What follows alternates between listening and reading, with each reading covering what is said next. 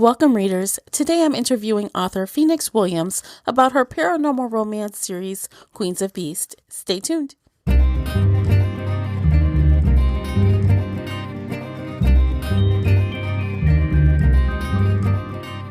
Hey everyone, I'm your host, Tamara Ford, and thank you for downloading this week's book chat here on the Shelf Addiction Podcast. Every week we get bookish with roundtable book discussions, 5-minute shelf bites, interviews, and more. Subscribe to our newsletter so that you don't miss out on any of this book nerd awesomeness. If you'd like to email in feedback or questions, reach out to me at info@shelfaddiction.com or call in and leave an internet voice message via SpeakPipe. You can also find me on Twitter and Instagram at Shelf Addiction. The links for everything related to today's episode, including Phoenix Williams' social media, are below in the show notes. If you know someone who may enjoy this episode, please share it with them today. Before we get started, let me tell you a bit about today's interview guest. Based out of Illinois, Phoenix Williams is an erotic romance, paranormal romance, and street lit author and lover of all things quirky. She is a Jane of all trades. She's an award-nominated author, a CEO, producer, screenwriter, also a journal contributor for the AABMC. As an author, she has built a brand that specializes in romance and self-acceptance. I had a great time interviewing Phoenix. I thought it was a lot of fun, and I know you'll enjoy this conversation as well. Let's jump into the interview. Hi, Phoenix. Thank you so much for joining me today. How are you? I'm great. Thank you so much for having me. I definitely appreciate it. How are you? I'm doing wonderful. It's nice and hot, so it's summer.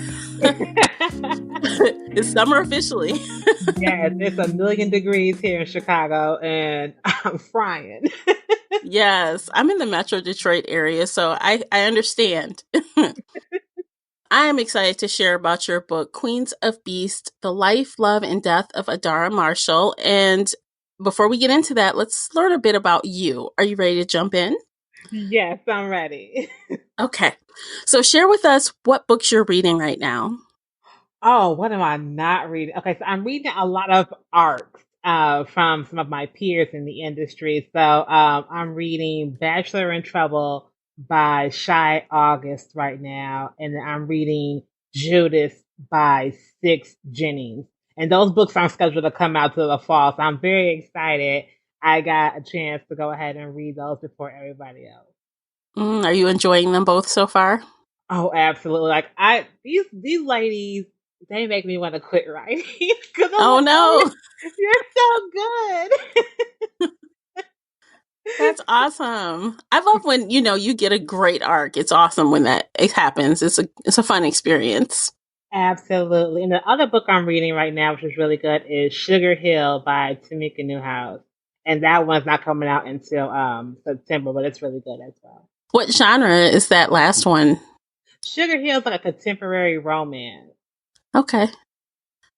So do you think you have any books or authors that you would say have possibly influenced your writing style as you've become, a more fine-tuned author? Absolutely. So number one, Mary B. Morrison. I love her.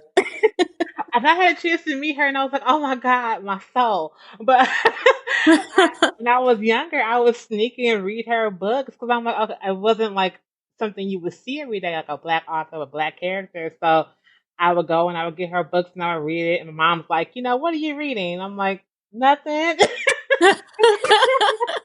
Her books were not for my age range, and I learned a whole lot. But that was like when I first realized, oh, okay, I could probably do this too. And then definitely when it comes to the paranormal, T.S. Joyce is like a legend in the short paranormal genre. She's been killing the game for quite a long time now. Mm-hmm. Do you have like one particular book or series that you recommend by her? Oh gosh. Okay, so you have to start at the beginning because her Okay. goes to like her series goes to like generations. So you would have to start with the Lumberjack Bears. That's where you're gonna have to start at. And then like she goes through these different. It's a whole lot. It's a whole lot going on. It's like we're not. Oh my gosh. We're at the grandkids now. It's a whole lot going on. Oh my gosh. So is that like a year's worth of reading? You're talking about like a solid year of reading? Yeah, she comes out with a book every month, and I'm like, how do you live? I don't know how this happens, but I'll be sitting, I'll be waiting. I'm waiting on them books to come Wow. out. That's awesome. Well, that's a strong recommendation. I may have to look that up. Thank you. You're welcome. So, do you have a few favorite authors in addition to her that you always recommend? Oh yes. Okay. So Zuri Day is really, really good. Marina J is another one. Tamika Newhouse is always one. Of course, Mary B. Morrison, Zane, Hmm. Omar Tyree. I'm going classic now. Terry Woods. Yeah. But yeah, those are like the ones that I usually like when they put out a book, I'll go ahead and buy it. See, I hate to say it's been decades since I've read Omar Tyree. Is he still publishing new books? Yeah, but he's doing it like once a year, once every couple of years. Like he kind of reminds me of like Dr. Dre, where you put out that album Hmm. whenever, people are still Okay. gonna buy it. All right, bet. I know they do because I mean, he's good and he's like old school. Like he's been around a long time, just like Mary B. Morrison and a few others you mentioned. I think once you get to like a certain level, like a certain status, you can put out a book whenever you feel like. Hmm. Well, since you read that wheelhouse, I'm curious. Did you ever read Elin Harris? I did when I first started reading books by Black authors back when I was like in junior high, and I go to the library and pick them up. Haven't read his stuff in years. Yeah. But I did read it. I like more edgy, like shoot 'em up, bang bang, or there's a whole lot of whole lot of drama going on and all that kind of stuff. But now, I think if I read his books, I would appreciate them a whole lot more because they're so layered. Back when I was Hmm. 16, I didn't care about no layering. Get to the action. But now, 15 years later, I do care about like the depth of the characters and the layering of the stories and all that. Let's talk a little bit about your series, and that is called Queen of the Beast is the series, but this book is the life, love, and death of Adara Marshall. So for those that don't know, can you tell us a little bit about your book? Yes, so Queens of Beast is all about a group of ladies who left America 13 years ago and their grandmother was murdered and now they're back to America. And we're in this town called Hellfire Valley and there's secrets and there's all kind of monsters beneath the surface, and we're digging through all the town's, dirt, trying to figure out essentially who killed Grandma. But in this whole time, there's other stuff that's going on as well that affects the ladies personally. That was a story Hmm. about growth, about transformation, about dying and being resurrected. Especially throwing a whole bunch of monsters and or beast, depending on who you ask, I guess. Absolutely. Yes. So let's go back to the beginning. How did Queens of Beast come into existence? I watch a lot of anime. So a couple of years ago, I was sitting here like, oh, it'd be so cool if someone took like an anime or manga and put it in like regular novel form. And so I had a story of a lady named Adara, and she was going to go back home and become a monster. And then as time went by, it finally evolved into the series that it is. Um, and eventually I got the courage to go ahead and write it. But it all started because I was up one night binge watching some anime. That's kind of fun.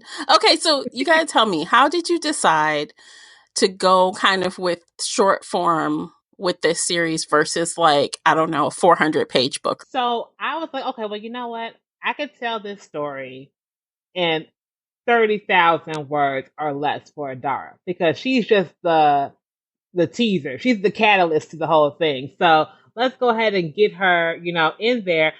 I didn't think anyone was going to read this book. But now, as we're progressing along, each book has gotten significantly longer Okay. than that first one. I'm working on a third one now. The first book, Adara's book, was like, what, 30,000, 32,000 words? This third one's about to be almost 60,000. Ooh, okay. I didn't plan it like this. I was like, oh, it's going to be just, short, 6 books, all of them about 30,000 words until I realized I did not. I created this whole thing with, the parents and this government agency, and now it's like, okay, there has to be a war. Wars don't last 10 pages. I gotta go ahead and it's, I really wish I would have thought about this a Oh lot no. more. So you did not plot it out then. You're a pantser. Yeah, I am a pantser. Now I'm not. Now I Okay. planned that sucker out because we're 3 books in. But when I first started, I was like, outline for what? I don't need no outline. I got this. Well, I would love to know how you kind of determined what types or how many types, or, you know, if you should have a few or a lot of different types of beast in your world, because it's a lot. So I'd like to know like how you decided to expand so far into all the different shifters. When I first started thinking about the world, I said, okay, we're gonna have this town, and this town's gonna be like, your nucleus. You're gonna look at it and say, okay, this is what a shifter world would be, but it's all in one town. Okay. Hmm. Um, and I didn't want to have just, your lions, your tigers, and your bears. Oh my. I wanted to make sure that we had different species that were represented because the world is so big, and we're just looking at one small little town of 2,000 people. Hmm. So we ended up having, we did have lions and we did have bears, but Yeah. there's foxes and ravens, and a couple of towns over, there's a leopard. There's a whole lot going on. But I wanted to represent, a lot. And when we talk about the main female characters, we're moving mythical with those. And so Yes. It's a that's what nice little surprise at the end. I I'm just going to say that and drop that there. That's it. it surprises me that people are surprised at the end. So I'm like, look at the cover. Yeah, yeah, it's so true. It's so true. And it's like, oh, the cover makes complete sense now. Yeah, I get it. So the cover is a clue, guys. It is a big clue. So, Yes, each cover in this series, and for every book in this series, it gives you a clue on which mythical beast may or may not be present in mhm. that following book. Well, I'm glad you brought up the cover because the cover art is really catching, and vibrant. Did you design that or did you help design it? I told the lady I had to do it, her name is Ty. I said, look, I want just give me something that looks edgy and has, that feels like, oh man, I'm about to read a paranormal. And she came up with that. And I'm like, okay, cool. And so whatever she came up with, I was able to was work the cover art into the book. Because Hmm. Azara's final form wasn't originally that color, but I did go ahead and just work it in there. She did a really good job, and I appreciate her so much. Okay. So, did you experience any challenges while bringing this series to life this far? Like, I don't know, research or writer's block or anything like that? When it came to the second book, that's when I started to realize I might not be able to do 30,000 words because you're trying to create an entire world. Before I wrote paranormal, I wrote erotica and I wrote romance. And so that's dealing in the real world. You don't really have to think so outside the box. When you get to paranormal and fantasy, you really have to pay attention to every little thing. How does a shifter work? Break that Hmm. all the way down. Are they born this way? Are they not born this way? Can someone turn into one? People could not turn into one. Is there magic in this world? And so just breaking down all those many facets and then having such a large cast of characters, that's been the main struggle. Hmm. Yeah, it is.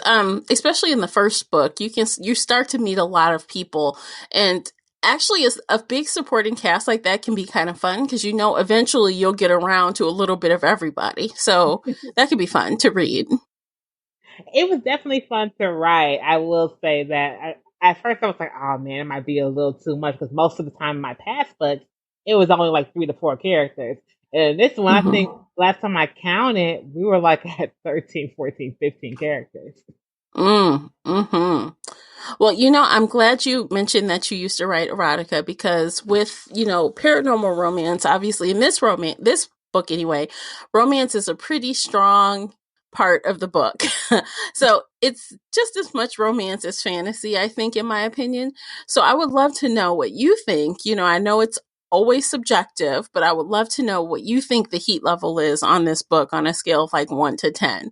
Like 1 being Christian fiction where nothing happens, and 10 being like full on erotica with all the kinks. Where do you think this falls? If we're basing this off of my past books, it's a 5. It's a 5 Okay. at the most. Some people are like, "Oh, it's so hot and spicy," and I'm like, "You haven't read the other series I wrote." Oh no. That's good to know. But yeah, I would say, because this one I was trying to keep it where if high schoolers wanted to read it, they could, and it wouldn't be anything they haven't seen before or haven't heard before. So, Especially in 2019. So yeah. exactly, with the internet and all that. So I'm Mm-hmm. trying to keep it like PG-13. So I would say heat level's about a 4 or 5. Okay. Because I thought it was kind of spicy at parts. I'm sitting there. Okay, let me tell you when I read your book. So I'm on my way back on a little road trip, and it was like I don't know, a 6-hour drive. So I'm like halfway back. I'm like, oh, I need to start this book. So my husband's driving. I'm reading this book. I flew through that book, by the way. It was really fast to read.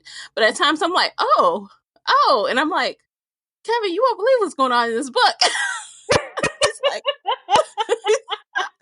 yeah. So I'm like, ooh, a little spicy, but nothing outlandish, nothing too crazy, but it was nice. It was a good amount of heat. I liked it. Thank you. Absolutely. So let's talk a little bit about your heroine of this book, Adara. She's pretty unique. What did you like most about her? I like that Adara didn't care. Like, I think there's so much power for women in nonchalance. We just need to know how to harness it. And so Adara doesn't care what people think about her. She doesn't care if people are scared. She doesn't care if, she has to murder you in the middle of a diner. She doesn't care about any of that. She's Mm-hmm. just don't get in her way. And I love writing characters like that, because even though there was a love story in this, that wasn't the reason she came back to town. She didn't go there No. looking for a love. She ended up getting, the attention of a few people, but that's not what she was really there for. And so for her to be able to find love and just like out of the blue and still keep her personality, that was just so much fun for me to write. I really appreciate that because I like a strong leading lady, and sometimes when they find love, they get like stupid, and she didn't get stupid. I You know what know? you're saying. I know what you're saying. Yeah, yeah. Because nothing is that good if you know what I'm talking about. But okay. What did you think you liked least about her character? I didn't like the fact that she just couldn't, and I bring this up in a future book, so I'm trying to word this right. She lost the mission along the way. The mission was Mm, always to come and find out what happened to grandma. Somewhere along the way, we stopped dealing with that. And we mm. started dealing with other things. And it wasn't until the very end where we got a hint as to what happened with grandma. But I did that purposely because a lot of times as women, and even the strongest woman, you'll have a plan, you'll be working your plan, you meet a man, you get distracted. Yeah. And I so, think we've all experienced that, so we got to give her a little pass. yeah, I just hate that she did that. We bring that up in the future book that she forgot the mission. Wow, she got called out, probably. Okay. Well, let's talk about the guys. So there seem to be two guys kind of vying for Dara's affection. So we have Daniel and Alonzo. So can you tell us why Adara likes them so much? Kind of like without spoilers. They're very different. When she meets Daniel first while she's trying to eat breakfast, and he's bold and brash, and he's just like her. Like, he doesn't care. And the thing is, he is just like her. He is the male version of her when she first gets to town, where she doesn't care about anybody's feelings, so she's gonna take out whoever stands in her way. And so she connects with him on that level. Alonzo is who she's becoming as she stays in Hellfire Valley. Still strong, still bold, still, aggressive, but has, some compassion. All have a whole lot of flaws. Everybody's a monster in this little trio. But she can see bits and pieces of herself and connect with them on those levels. Definitely. I think maybe that's what's got her pulling in both ways for a bit. But, as with all love triangles, it gets worked out in the end, thank God. That's all I'm going to say. Thank God. Okay. So I think we've covered Adara's book pretty well. I know there's a second book out in the series called Taming Revi, who we meet at the very end of that book. Do you want to share a little bit about what we kind of can expect in the next installment? Keeping it spoiler free, obviously. Absolutely. Taming Revi. So I tell people this when it comes to these books. You have Adara, she's a monster. And you have Revi, and she's deranged. And when you read that book, you're reading it as if you are in the mind of someone who's a little crazy or a whole lot crazy. So it's a roller coaster ride with Revi. And at times you don't know where she's going or what she's going to end up doing because she's forced into a situation at the end of the first book. Now she has to kind of deal with the repercussions of her actions and the actions of another person. And still we have Grandma's murder is not solved, so she has to go ahead and try to do her part. But this is more of an internal journey for Revi, trying to figure out who she is and who she needs to become.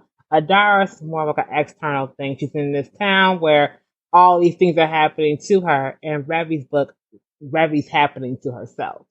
Okay, that sounds very interesting to me. I'm going to have to take a look and see what Revi is up to and expect a little bit of crazy along the way, I guess. Oh, yes. A whole lot of crazy. Okay. So how long is this series? Like, what do you have in store beyond, you've mentioned book 3. When does that come out and what's, in the future?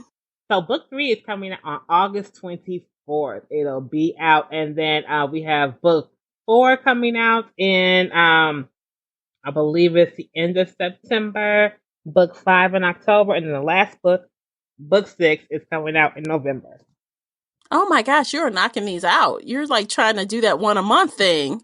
The only reason why is because I want to be past these girls because I have 2 spinoffs. And so these spinoff series are going to be huge, and I want to hurry and get to those. Thank you so much for sharing Queens of the Beast with us. That sounded really fun. I'm sure everyone will want to check that out. The links for everything are below in the show notes, guys. So if you want to check out book 1 and 2, available now, you can go ahead and click that and find it. So let's move on to the lightning round. Are you ready for that? I am. Okay, so let me run the rules down real quick. So it's 60 seconds. I have a bunch of questions. I usually say 60, but people get freaked out because they never answer 60. Some are book related, some are not. Some are questions that are open-ended, and others require you to pick one or the other. The only one rule I have is that on those questions, you must choose. You cannot say neither, and you can't say both. Oh. Okay. Yes, would you rather style. No other options. Oh boy, okay. Yeah, so are you ready? I'm ready. Okay. Read 5 pages per day or 5 books per week. 5 books per week. Physical books or ebooks? Ebooks. Tea or coffee? Coffee. Name a book that you've read in one sitting. Bachelorette in Heat by Shy August. Beer or wine? Beer all the way. If you were forced to live your life as one of your characters, who would it be? Oh, God. Oh, man. Okay. Oh, so many. I think I'm going to choose the world that's less dangerous. I'm going to say I would pick Adara. Okay. Milk chocolate or dark chocolate? Dark chocolate. Werewolves or vampires? Werewolves. Where is your favorite place to read? On my couch. Time's up. Oh man, look at me. Okay. Yeah, that minute goes really fast. It does. Yes. Well, thank you so much for doing that. I always get a good, laugh out of all of those, answers. I love it, and the audience loves it. So thanks a lot. Is there anything else you'd like to share about, what you've got going on or this series before we end this conversation? Yes. So I have, like I said, Queens of Beast 3 is coming out on August 24th. But before that, I have Exposed, the Club Sugar novel, coming out on July 30th. That is part of my erotica line of books. So if you're into erotic romance, that's the book for you. Ooh, wonderful. Thanks for sharing that. I guess that's it. We're going to close this out for today. Be sure to follow Phoenix on her social media accounts and be sure to pick up a copy of one or more of her titles. A few of them are listed in the show notes. It's been a pleasure, Phoenix. Thank you so much for taking the time. Oh, thank you so much for having me. I had a wonderful time. Thank you. Thanks for listening, guys. And until next time, happy reading. Take care, everybody. If you enjoyed today's book chat episode and would like to show your support, there are a few things you can do. Head on over to Apple Podcasts and leave a positive 5-star review. You can follow me on Twitter at Shelf Addiction. Most importantly, you can share this podcast with friends and family that enjoy all things bookish, including author interviews. Thank you for listening, and until next time, happy reading.